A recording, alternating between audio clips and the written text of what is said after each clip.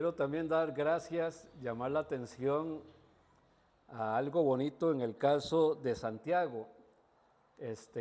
La familia de Santiago, toda la familia, hermano Ismael y toda la descendencia, ellos practican mucho lo que es el culto familiar. Y en el culto familiar, Santiago conoce a Jesucristo como Salvador. Porque a veces pensamos que es solamente el culto del domingo. No, el culto familiar es tan importante, que estaríamos viendo resultados de estos constantemente si las familias cristianas volvieran a practicarlo. Así que tengámoslo presente. Amén. Este pobre debe estar, ¿por qué no me bautiza ya que está muy frío? Amén. Hermano Santiago Rojas Díaz, tomando en cuenta su profesión de fe en el Señor Jesucristo, yo le bautizo, hermano mío, en el nombre del Padre y del Hijo y del Espíritu Santo, sepultado con Cristo en las aguas del bautismo,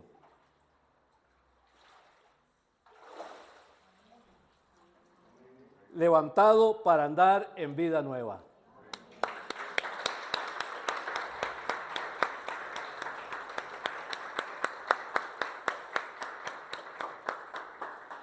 Amén, amén. Bendito sea el Señor. Ahora sí, hermanos, vamos a ponernos en pie.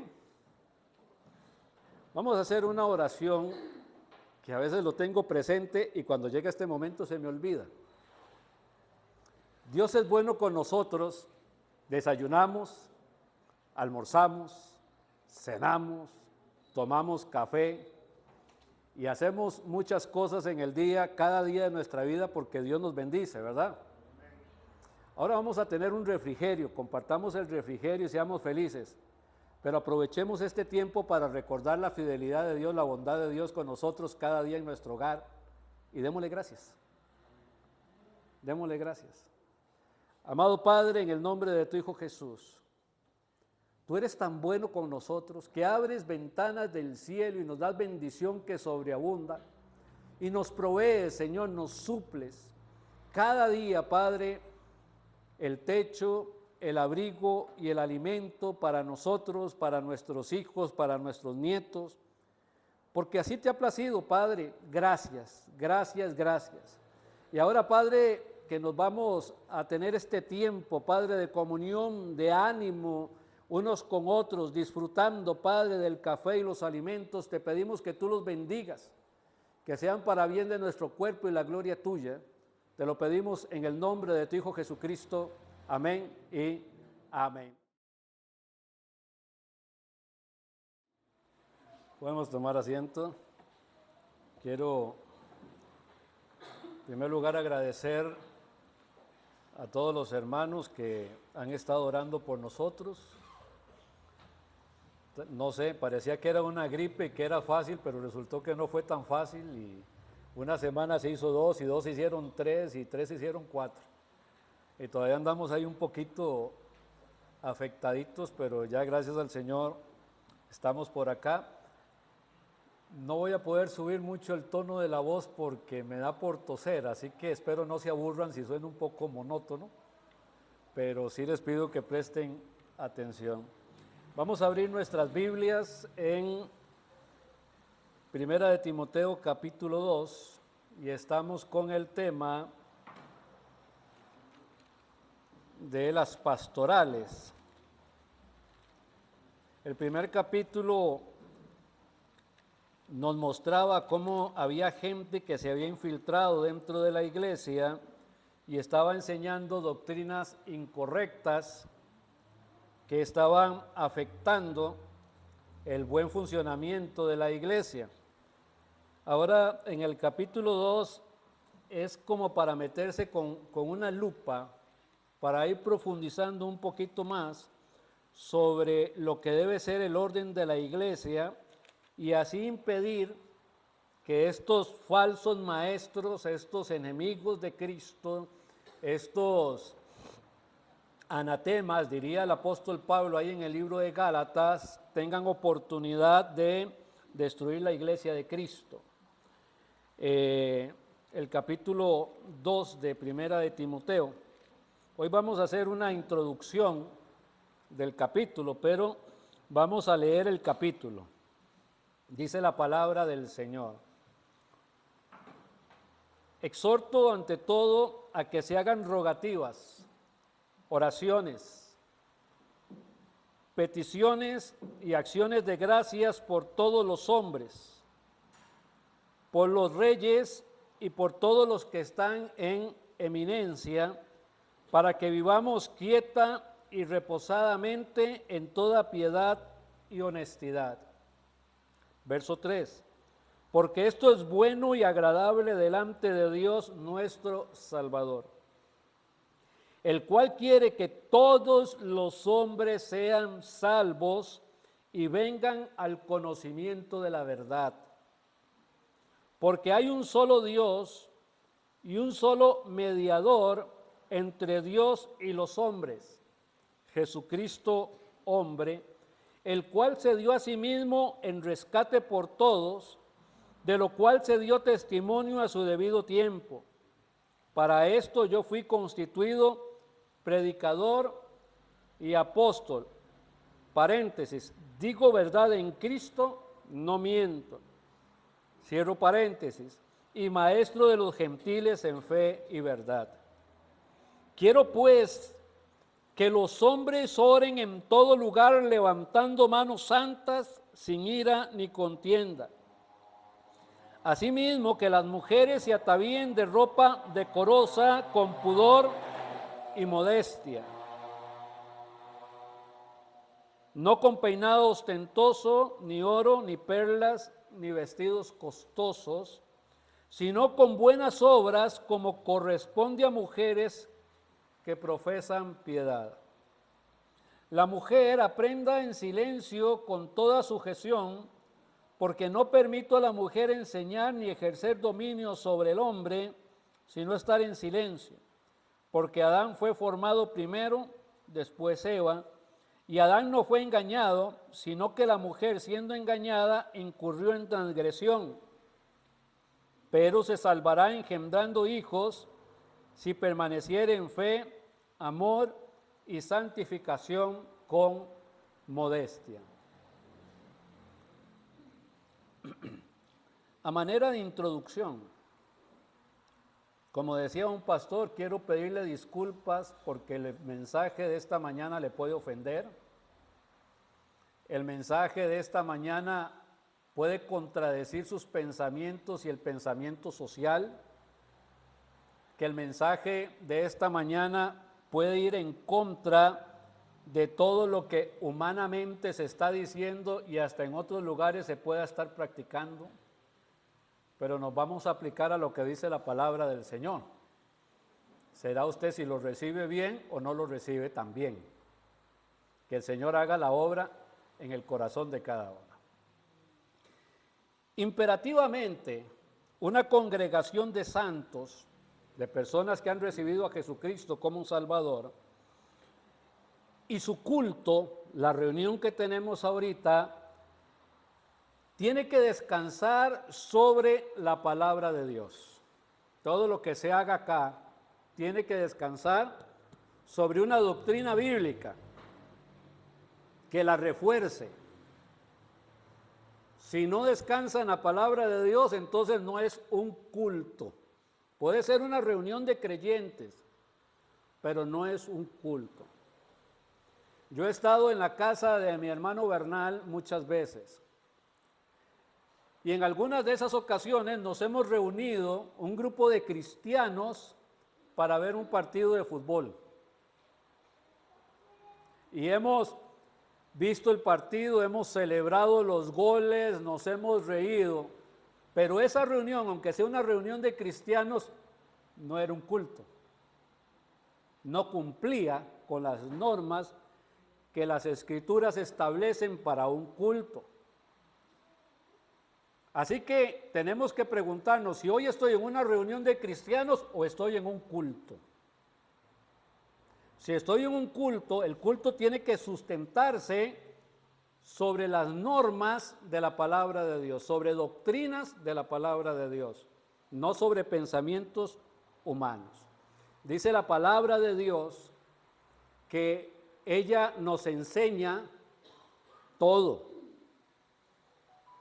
¿Cómo tengo que hacer las cosas? Todo. Nos redarguye cuando no lo estoy haciendo bien. Nos corrige si del todo me he salido del camino y nos instruye para que lo hagamos y permanezcamos firmes en eso. Enseña, redarguye, instruye en justicia a fin de que el hombre de Dios sea perfecto, enteramente preparado para toda buena obra. Así que estamos en un culto de la palabra, estamos en un culto creyente.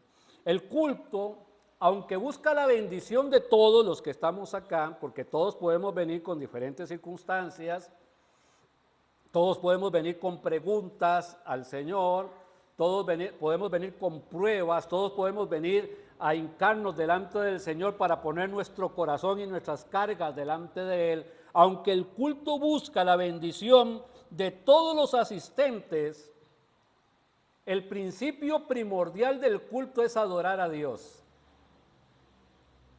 Porque el Señor anda buscando adoradores que le adoren en espíritu y verdad. El culto no busca que usted esté satisfecho, que usted se sienta feliz, que usted se sienta cómodo, que usted se sienta lleno o no lleno del Espíritu. El culto busca adorar a Dios por lo que Él es, porque Él es Dios. Alabar a Dios por lo que Él hace. Envió a su Hijo Jesús a morir en la cruz del Calvario, y esa sangre que se derramó en la cruz del Calvario me limpia todos mis pecados, y ahora en Cristo Jesús tengo vida eterna. Alabar a Dios por lo que Él hizo por mí en la cruz, y alabar a Dios por lo que Él hace conmigo cada día de mi vida, porque cada día son nuevas sus misericordias. Entonces el culto consiste en adorar a Dios, en alabar a Dios. Implica estar agradecidos con Dios en todo. Yo no sé qué está pasando en su vida, pero la Biblia dice que cuando yo vengo delante de Dios, antes de pedir, antes de elevar una oración, tengo que decirle gracias, Señor, dando gracias a Dios en todo, porque esta es la voluntad del Padre en Cristo Jesús, Señor nuestro. Que tenemos que estar siempre entendidos que la palabra de Dios no me está invitando a hacer pactos con Dios y no me está invitando a que yo haga ofrendas especiales para ver si obtengo de Dios algún milagro, porque Dios no recibe sobornos ni Dios vende milagros. Que eso no está en las Escrituras. Que la Biblia me dice que si yo tengo necesidades materiales, me manda y dice que si busco primeramente al Señor y su justicia, todas las demás cosas vendrán por añadidura. Si usted quiere algo y no lo obtiene, pregúntese por qué no lo obtiene. Porque si es del Señor y usted está buscando el reino de Dios y su justicia, el Señor se lo va a proveer. Dice la palabra del Señor eso directamente. Dice que Él provee todo lo que nos haga falta conforme a sus riquezas en gloria. Así que si usted viene a ofrendar para pactar con Dios, para comprarle un milagro a Dios, no lo haga. Déjese el dinero en la billetera, por favor, no lo haga. No ofenda a Dios, porque Dios no vende milagros y a Dios no se puede sobornar. Nos congregamos para crecer en el conocimiento de Dios, para saber lo que no sabía, no para humanizar a Dios, porque el pensamiento de Dios y el pensamiento del hombre son distintos. Altos son sus pensamientos, altos son sus caminos. Yo no puedo humanizar a Dios, yo no puedo pensar que Dios piensa como yo pienso y que Dios actúa como yo actúo. Y que Dios tiene la lógica que yo tengo. Yo soy hombre, Él es Dios. Así que acudo a Él para conocerlo más y así ir obteniendo en el tiempo la mente de Cristo. y poder pensar como Dios, como Cristo piensa y actuar como Cristo actúa. Para eso me congrego también, para tener mayor conocimiento de Dios. Si tengo mayor conocimiento de Dios, voy a poder orar conforme a la voluntad de Dios y no conforme a las necesidades del hombre. Dice la palabra de Dios que si pedimos alguna cosa conforme a su voluntad, Él nos oye. Y si sabemos que Él nos oye en cualquier cosa que pidamos, sabemos que tenemos la petición que le hayamos hecho. Entonces, para hacer una oración conforme a su voluntad, yo tengo que conocer la palabra de Dios, yo tengo que aprender. Y me congrego para aprender, para crecer en el conocimiento de la palabra de Dios y poder orar de una mejor manera. Me congrego porque el Señor manda que tengo que congregarme. Porque el Señor dice en Hebreos capítulo 9 que no dejemos de congregarnos como algunos tienen por costumbre. Capítulo 10, perdón.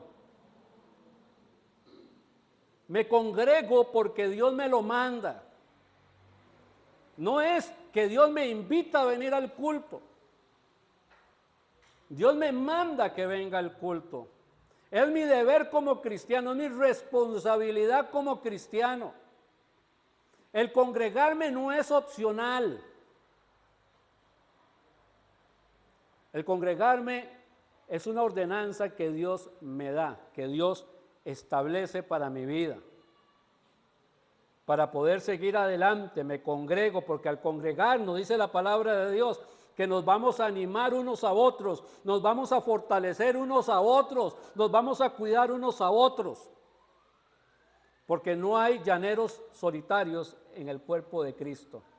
Pertenecemos a un cuerpo. Es difícil hablar de un culto cristiano si los hijos de Dios se rehúsan a congregarse. No podemos tener un culto si los creyentes no vienen. No podemos adorar a Dios como iglesia de Cristo si la gente no viene a adorar a Dios. No podemos alabar a Dios y darle gracias si la gente se rehúsa a venir a la casa de Dios.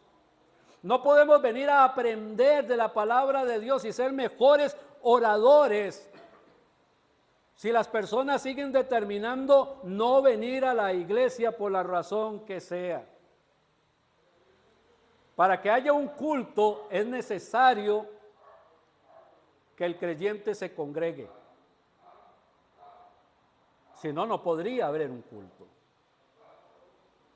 Estamos llamados a congregarnos siempre, a no ser por causa de fuerza mayor, como una enfermedad o algún problema que no le permita venir, causa de fuerza mayor. Cuando un creyente no se congrega porque decidió hacer otra cosa en lugar de congregarse, manifiesta con sus hechos que Dios no es lo primero en su corazón. Manifiesta con sus hechos que no ama a Dios con el corazón, con el alma, con la mente y con las fuerzas. Manifiesta con su acción que Dios es importante, pero no es tan importante, porque hoy decidí irme para el estadio, o hoy decidí recibir a la familia, o simplemente decidí quedarme en mi cama descansando. Y no vine a adorar a Dios, no vine a alabar a Dios, no vine a aprender de las cosas de Dios, no vine a crecer espiritualmente, no vine a animar a los hermanos, etcétera, etcétera, etcétera, etcétera.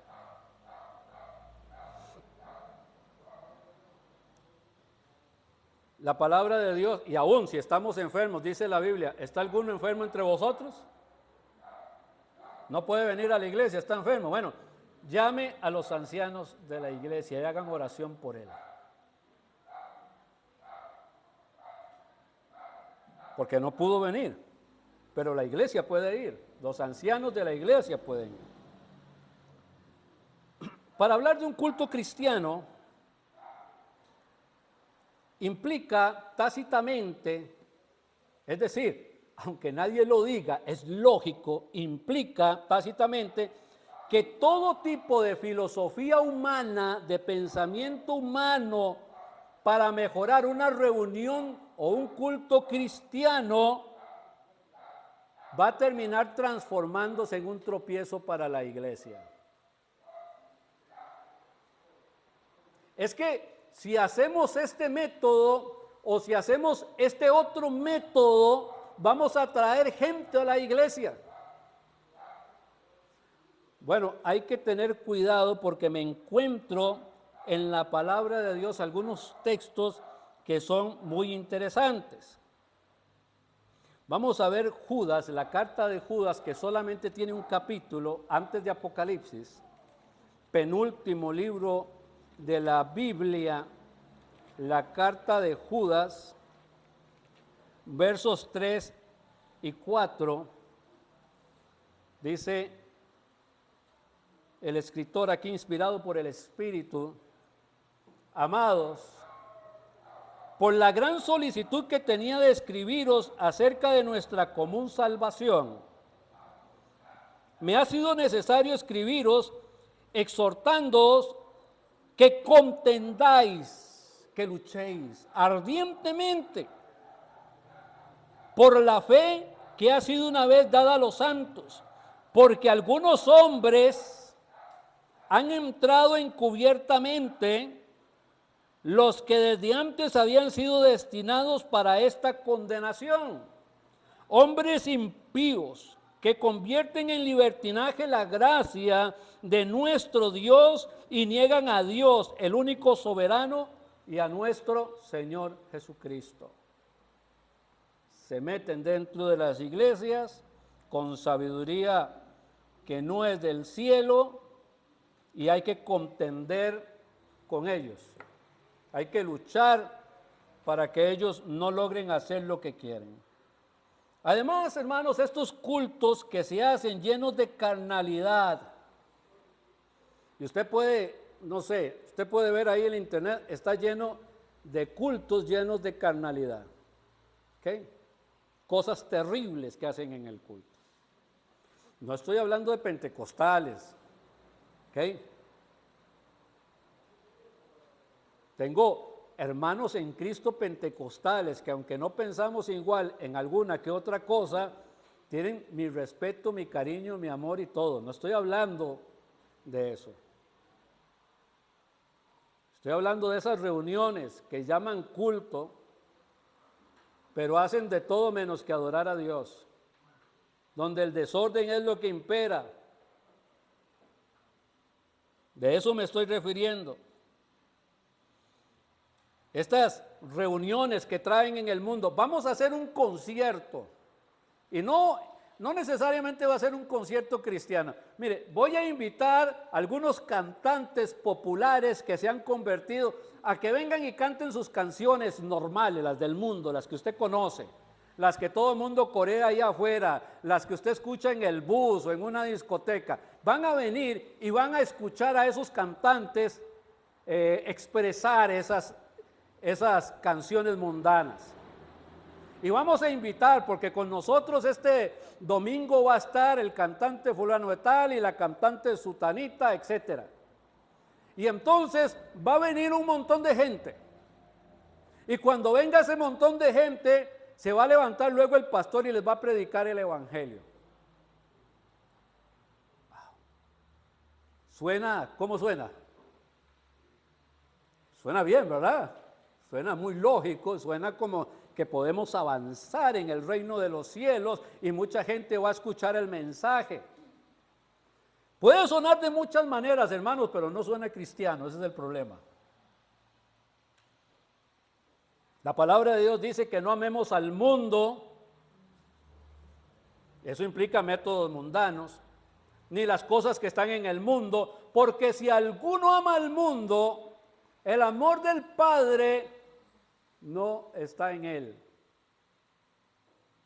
Porque todo lo que hay en el mundo, los deseos de la carne, los deseos de los ojos, la vana gloria de la vida no proviene del Padre, sino del mundo. Y el mundo pasa y sus deseos, pero el que hace la voluntad de Dios permanece para siempre. A veces se quieren mezclar dos cosas que no se pueden mezclar. A veces se trata de mezclar las modas del mundo dictadas por el diablo. Dice la palabra de Dios, Efesios capítulo 2, verso 2. Les voy a leer el versículo. Dice, en los cuales anduvisteis en otro tiempo siguiendo la corriente de este mundo, conforme al príncipe de la potestad del aire, el espíritu que ahora opera en los hijos de desobediencia. Tratan de mezclar lo carnal, lo mundano, las modas del mundo que están dirigidas por Satanás, nos dice la palabra de Dios, con la santidad de Dios. Esas dos cosas no se pueden mezclar.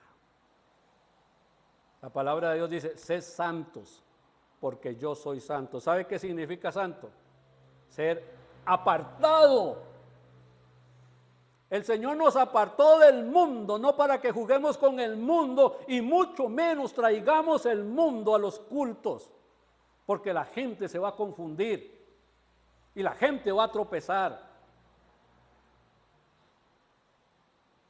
Quienes animan estas reuniones piensan, algunos lo creen, algunos son ignorantes y lo hacen por ignorancia, pero piensan que haciendo esto van a acercar a la gente a la iglesia y la iglesia se va a llenar de nuevos cristianos. No se va a llenar de nuevos cristianos. La iglesia no se va a llenar de nuevas ovejas, se va a llenar de cabras. La iglesia se va a llenar de mundo, de vanidad, de maldad, de irrespeto. La iglesia va a aprender a irrespetar la santidad de Cristo, porque es lo que se está promulgando. Si usamos métodos mundanos, vamos a traer a mundanos y la iglesia va a terminar siendo mundana.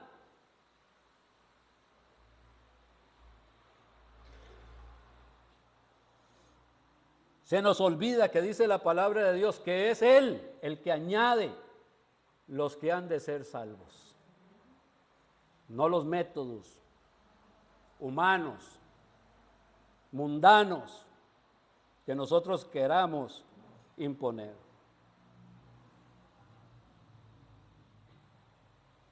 Dice el Señor que en el día del juicio va a poner las cabras a la izquierda, las ovejas a la derecha.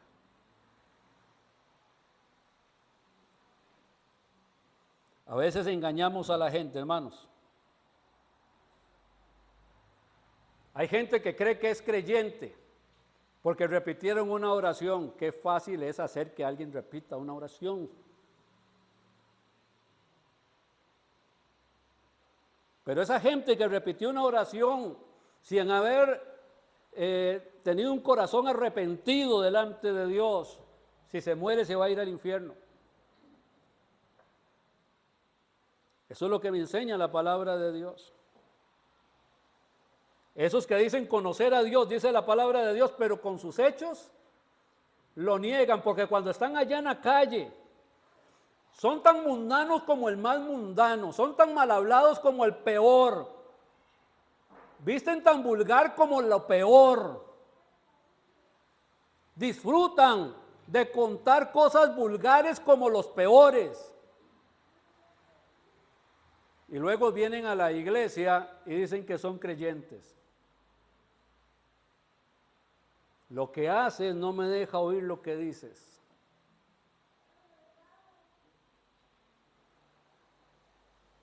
El creyente da fruto. Se nota que es creyente. En la iglesia de Éfeso, porque Timoteo estaba en la iglesia de Éfeso cuando Pablo le manda esta carta, como en todos los otros lugares donde el evangelio ha sido predicado, en esta iglesia de Éfeso había una cantidad de judíos, o sea, del mismo pueblo del Señor Jesús, que se habían convertido o supuestamente se habían convertido y estaban metidos dentro de la iglesia y estaban enseñándole a los creyentes, a los nuevos creyentes, a los gentiles o a los judíos que acababan de empezar, que no tenían todo el conocimiento, les estaba enseñando que para poder recibir a Cristo, primero tenían que hacerse judíos. Eso está pasando hoy. No pasó hace solo 2000 años, sigue pasando hoy. Que tenían que hacerse judíos, que tenían que circuncidarse, que tenían que guardar la ley, que tenían que hacerse judíos. Eso es lo que llaman prosélitos. Que tenían que hacerse judíos. Y entonces ya como judíos podían recibir a Cristo. Porque la salvación era solamente para el pueblo de Israel. Y Pablo le dice a Timoteo, esto hay que enfrentarlo. No podemos ir a un culto de iglesia y estar escuchando que algunos judaizantes que se hacen pasar por cristianos y que han ascendido, han llegado al púlpito, están enseñándole a la iglesia esta barbaridad anticristiana. Eso no puede ser. Eso no puede pasar. Y tenemos que enfrentarlos. No podemos quedarnos callados. Mire, el peor pecado que cometen los cristianos hoy día es guardar silencio ante todo lo que está pasando.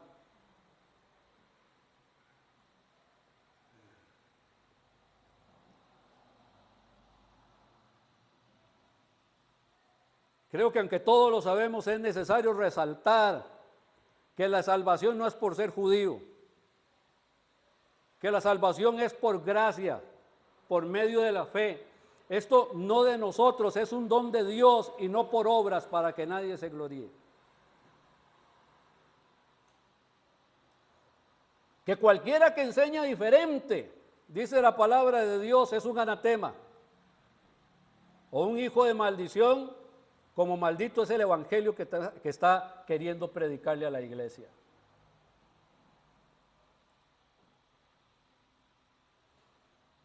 Desde luego, este evangelio extraño dañaba sobre todo a las personas nuevas.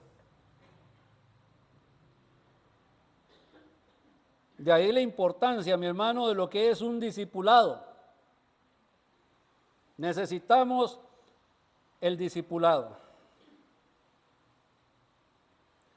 Por esto es que Pablo, usted va leyendo el Nuevo Testamento y Pablo encontraba enemigos en todo lado. A cualquier iglesia. Pablo dice, es que me persiguen los de afuera, me persiguen también los de adentro. En la iglesia se levantan los enemigos, o como dice la palabra de Dios, salieron de nosotros porque no eran de nosotros, porque si hubiesen sido de nosotros, habrían permanecido con nosotros, pero salieron para que nos demos cuenta que no todos son de nosotros.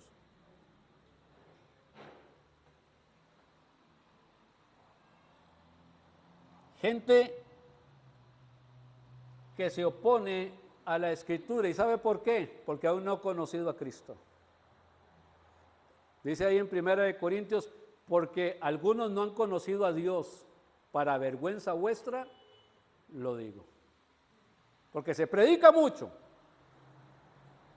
de cosas intranscendentes, de cosas necias, de cosas que no tienen mayor importancia, y que lo que es importante, la persona de Cristo, se tiene en poco.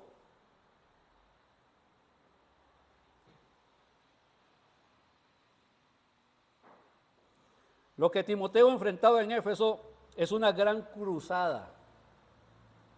Es cansado, pero es una gran cruzada que no podemos hoy día dejar de llevarla. No podemos descansar de lo que está pasando. Satanás es Satanás. La naturaleza del diablo es ser diablo, por eso hace diabluras. La naturaleza del diablo es ser un engañador, por eso engaña. Y dice la Biblia que es un león rugiente que anda buscando cómo devorar. Anda buscando por dónde, dice algo, para engañar a los creyentes. A ver si los puede hacer tropezar, a ver si los puede hacer desviarse del camino. Y ese es su trabajo y lo entiendo, pero no es el trabajo suyo como cristiano seguir al diablo, sino seguir a Cristo. Para eso estamos llamados. Satanás se viste de ángel de luz y algunos de sus seguidores se han vestido de ministros de justicia, pero cuando hablan, lo que hablan delata lo que hay en sus corazones.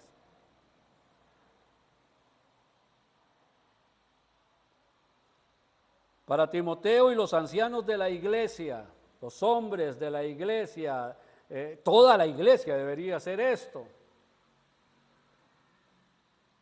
Es necesario que la iglesia se dé cuenta, que la iglesia se dé cuenta de la calidad de sus líderes. ¿Quién es Don Graving? ¿Qué es lo que piensa Don Graving? ¿Qué es lo que cree Don Graving?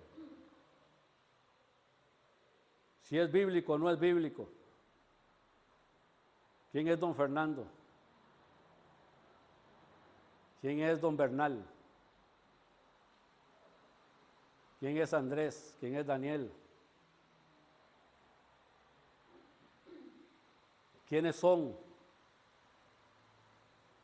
Cada uno de ellos tiene que estar atento a lo que otro dice para que no contradiga lo que dice la palabra de Dios. Y si contradice lo que dice la palabra de Dios, hay que llamarle para la corrección. En la iglesia tiene que ser como la iglesia de Berea, estar atentos, revisar a ver si lo que se está diciendo es verdad.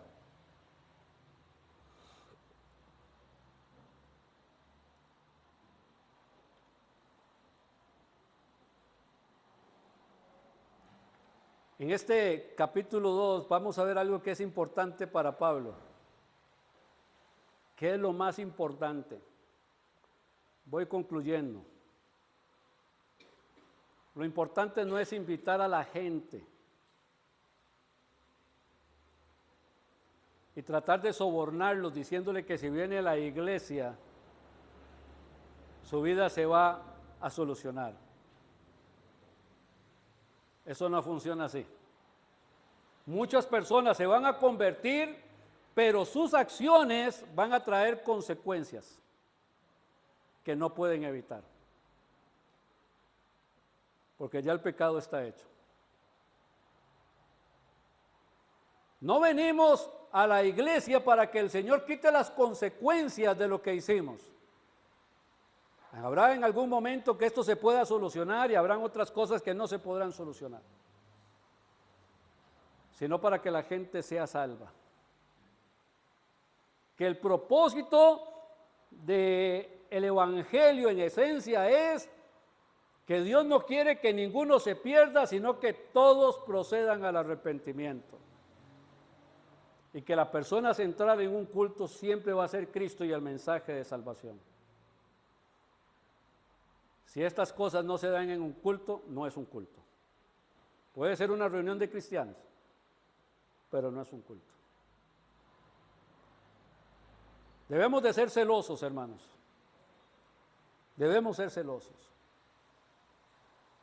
Para todo hay un tiempo y para todo hay un lugar. Hay un tiempo de reír. Me gusta reírme con mis hermanos, me gusta hablar con mis hermanos, me gusta disfrutar de un partido de fútbol, pero este no es el tiempo. Esto es un culto.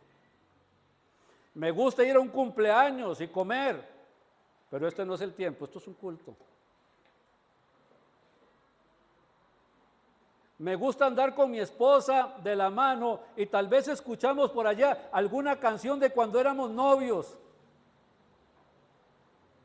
Pero este es el culto, este no es un parque.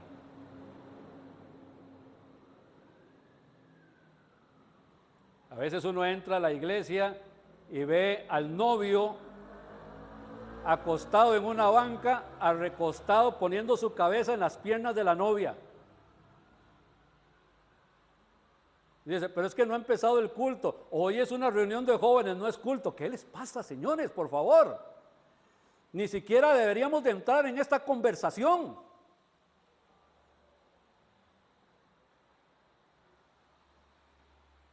Sandeces, necedades. Todo tiene su tiempo y todo lo que se quiere debajo del cielo tiene su hora.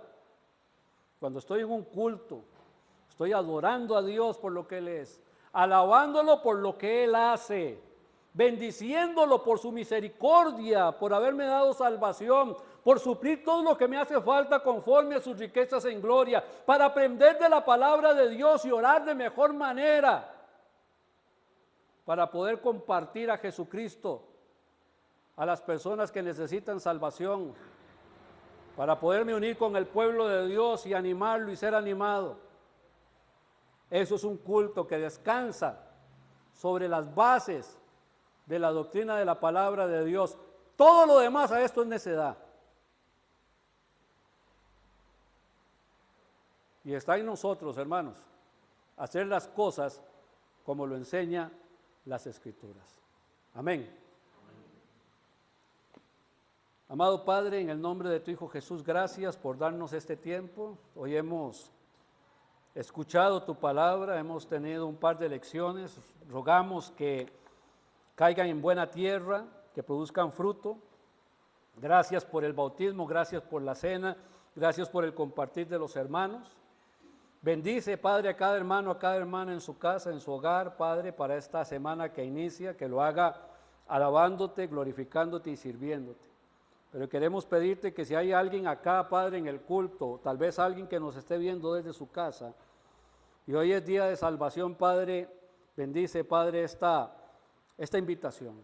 Tal vez Dios habló con usted en esta hora, y usted dice, si yo me muero, yo no sé dónde voy a pasar la eternidad.